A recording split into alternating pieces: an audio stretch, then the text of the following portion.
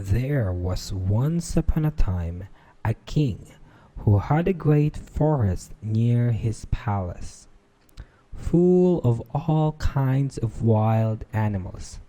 One day he sent out a huntsman to shoot him a raw, but he did not come back. "Perhaps some accident has befallen him." And the next day he sent out two more huntsmen who were to search for him, but they too stayed away. Then on the third day he sent for all his huntsmen. "Scour the whole forest through, and do not give up until you have found all three." But of these also none came home again. None were seen again. From that time forth, no one would any longer venture into the forest, and it lay there in deep stillness and solitude, and nothing was seen of it, but sometimes an eagle or a hawk flying over it. This lasted for many years, when an unknown huntsman announced himself to the king as seeking a situation, and offered to go into the dangerous forest. The king, however, would not give his consent. "It is not safe in there. I fear it would fare with you no better than with the others, and you would never come out again." "Lord, I will venture it at my own risk. Of fear I know nothing." The huntsman therefore betook himself with his dog to the forest. It was not long before the dog fell in with some game on the way, and wanted to pursue it, but hardly had the dog run 2 steps when it stood before a deep pool, could go no farther, and a naked arm stretched itself out of the water, seized it, and drew it under. When the huntsman saw that, he went back and fetched 3 men to come with buckets and bail out the water. The king, however, had him put in an iron cage in his courtyard, and forbade the door to be opened on pain of death. And the queen herself was to take the key into her keeping. And from this time forth, everyone could again go into the forest with safety. The king had a son of 8 years, who was once playing in the courtyard, and while he was playing, his golden ball fell into the cage. The boy ran thither and said, "Give me my ball out." And the man replied, "Not till you have opened the door for me." "No, I will not do that. The king has forbidden it," and ran away. The next day he again went and asked for his ball. The wild man said, "Open my door." But the boy would not. On the third day the king had ridden out hunting, and the boy went once more. "I cannot open the door, even if I wished, for I have not the key." "It lies under your mother's pillow. You can get it there." The boy, who wanted to have his ball back, cast all thought to the winds, and brought the key. The door opened with difficulty, and the boy pinched his fingers. The wild man turned back, took him up, set him on his shoulder, and went with hasty steps into the forest. When the king came home, he observed the empty cage, and asked the queen how that had happened. She knew nothing about it, and sought the key, but it was gone. She called the boy, but no one answered. The king sent out people to seek for him in the fields, but they did not find him. Then he could easily guess what had happened, and much grief reigned in the royal court. When the wild man had once more reached the dark forest, he took the boy down from his shoulder. "You will never see your father and mother again, but I will keep you with me, for you have set me free, and I have compassion on you. If you do all I bid you, you shall fare well. Of treasure and gold have I enough, and more than anyone in the world." He made a bed of moss for the boy, on which he slept. And the next morning the man took him to a well and said, "Behold, the gold well is as bright as clear as crystal. You shall sit beside it and take care that nothing falls into it, or it will be polluted. I will come every evening to see if you have obeyed my order." The boy placed himself by the brink of the well, and often saw a golden fish or a golden snake show itself therein, and took care that nothing fell in. As he was thus sitting, his finger hurt him so violently that he involuntarily put it in the water. He drew it quickly out again, but saw that it was quite gilded. And whatsoever pains he took to wash the gold off again, all was no purpose. In the evening, Iron Hands came back. Look at the boy. "What has happened to the well?" Nothing.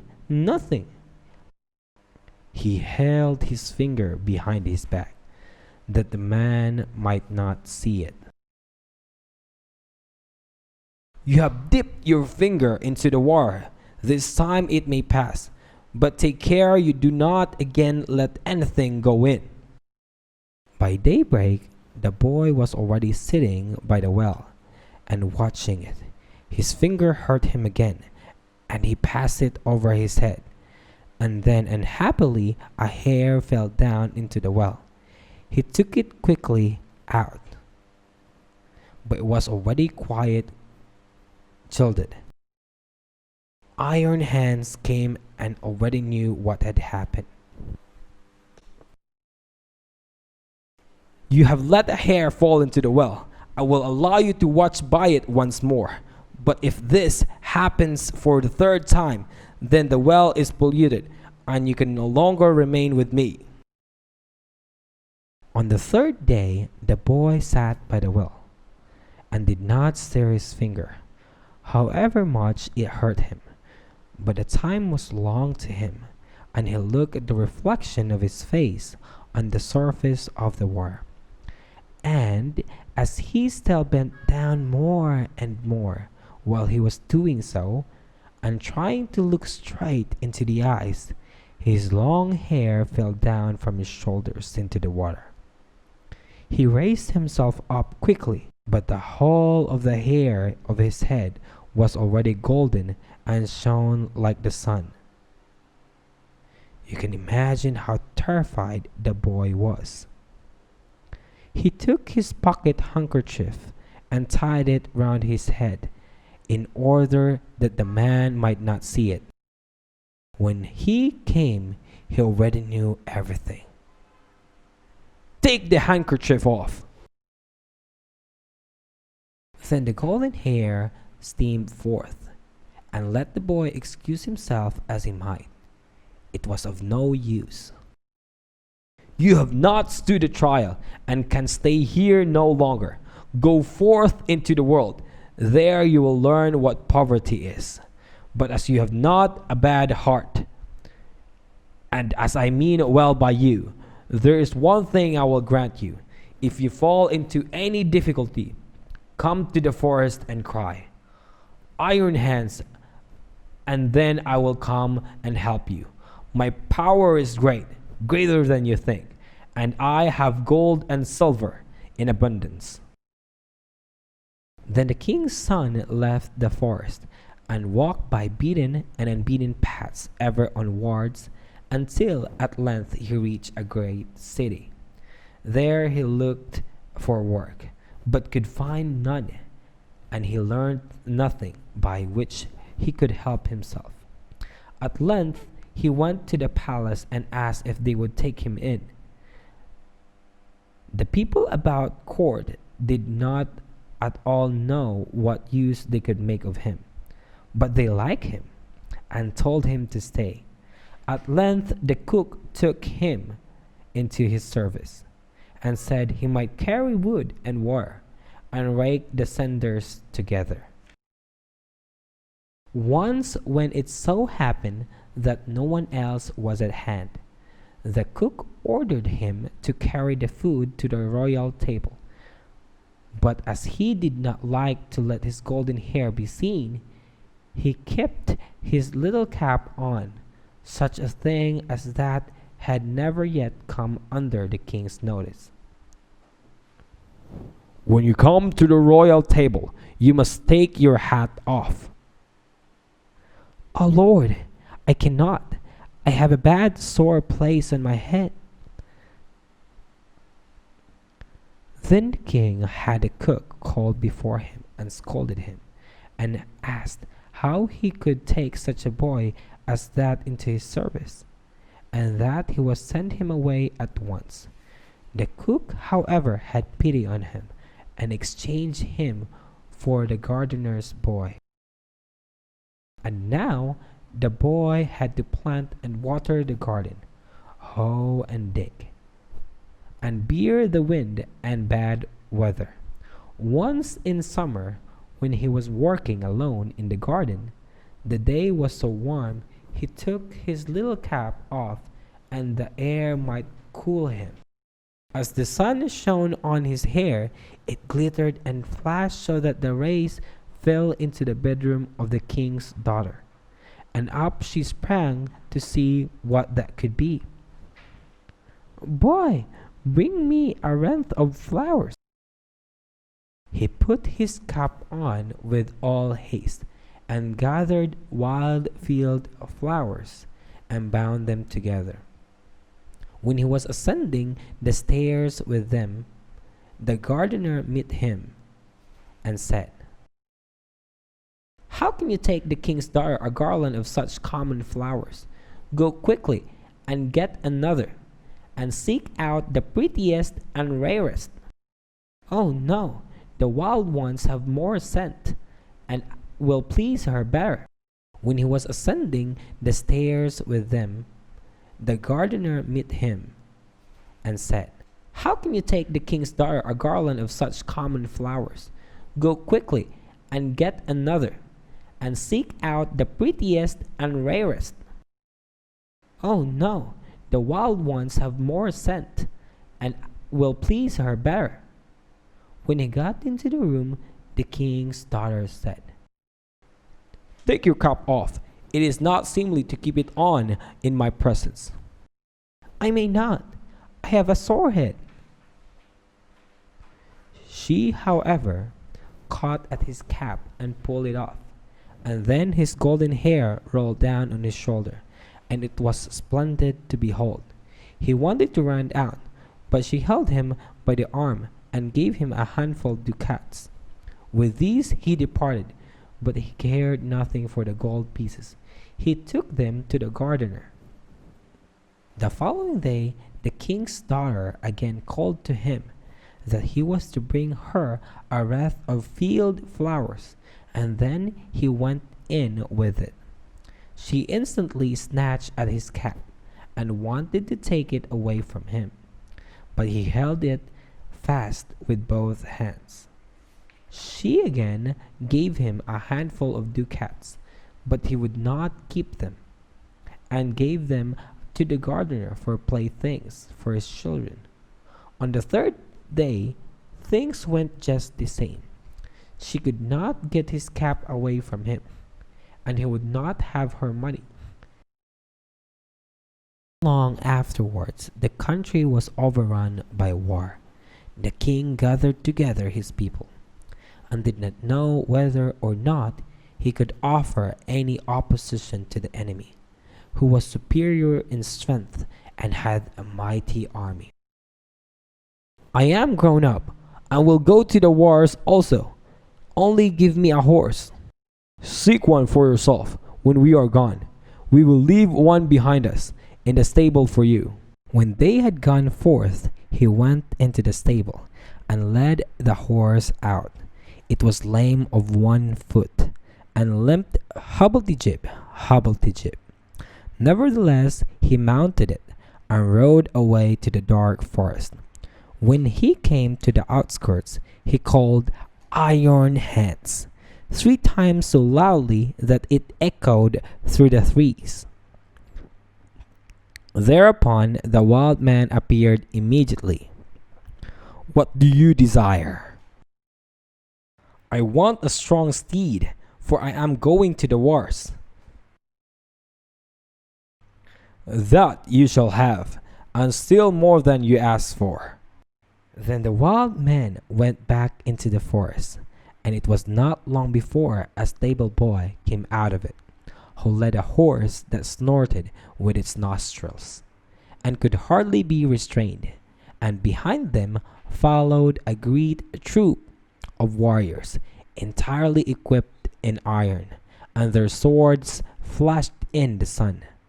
The youth made over his 3-legged horse to the stable boy, mounted the other, and rode at the head of the soldiers. When he got near the battlefield, a great part of the king's men had already fallen, and little was wanting to make the rest give way. Then the youth galloped thither with his iron soldiers, broke like a hurricane over the enemy, and beat down all who opposed him. They began to flee, but the youth pursued and never stopped until there was not a single man left. Instead of returning to the king, however, he conducted his troop by ways back to the forest and called forth Iron Hands. What do you desire? Take back your horse and your troops, and give me my 3-legged horse again. All that he asked was done, and soon he was riding on his 3-legged horse. When the king returned to his palace, his daughter went to him and wished him joy of his victory. I am not the one who carried away the victory, but a strange knight who came to my assistance with his shoulders. The daughter wanted to hear who the strange knight was, but the king did not know. He followed the enemy, and I did not see him again. She inquired of the gardener where his boy was, but he smiled. He just come home on his 3-legged horse, and the others have been mocking him and crying. Here comes our hobblety-jib back again. They asked too, under what hedge have you been lying sleeping all the time? So he said, I did the best of all, and it would have gone badly without me. And then he was still more ridiculed. I will proclaim a great feast that shall last for 3 days, and you shall throw a golden apple. Perhaps the unknown man will show himself. When the feast was announced, the youth went out to the forest and called Iron Hands. What do you desire? That I may catch the king's daughter's golden apple. It is as safe as if you had it already. You shall likewise have a suit of red armor for the occasion, and ride on a spirited chestnut horse. When the day came, the youth galloped to the spot, took his place amongst the knights, and was recognized by no one. The king's daughter came forward and threw a golden apple to the knights, but none of them caught it, but he. Only as soon as he had it, he galloped away. On the second day, Iron Hands equipped him as a white knight and gave him a white horse. Again, he was the only one who caught the apple, and he did not linger an instant, but galloped off with it. The king grew angry. "That is not allowed. He must appear before me and tell his name." He gave the order that if the knight who caught the apple should go away again, they should pursue him, and if he would not come back willingly, they were to cut him down and stab him. On the third day, he received from Iron Hands a suit of black armor and a black horse, and again he caught the apple. But when he was riding off with it, the king's attendants pursued him, and one of them got so near him that he wounded the youth's leg with the point of his sword. The youth nevertheless escaped from them, but his horse leapt so violently that the helmet fell from the youth's head, and they could see that he had golden hair. They rode back and announced this to the king. The king had him summoned into his presence, and he came and again had his little cap on his head. But the king's daughter went up to him and took it off, and then his golden hair fell down over his shoulders, and he was so handsome, and all were amazed. "Are you the knight who came every day to the festival and always in different colors?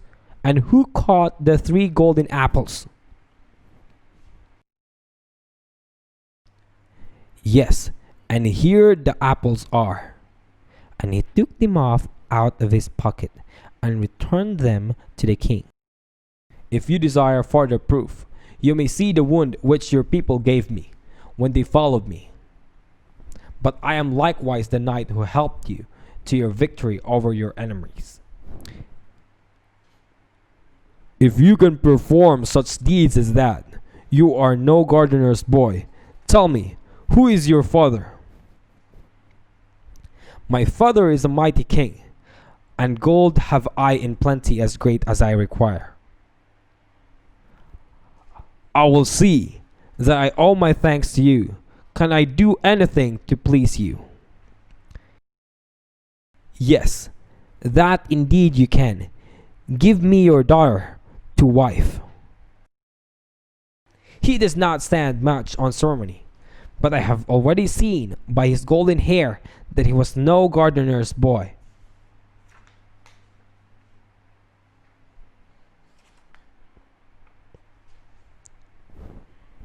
And then she went and kissed him.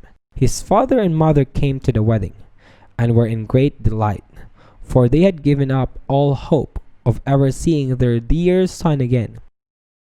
And as they were sitting on the marriage feast, the music suddenly stopped. The doors opened, and a stately king came in with a great retinue. He went up to the youth, embraced him. "I am Iron Hands, and was by enchantment a wild man, but you have set me free. All the treasures which I possess shall be your property."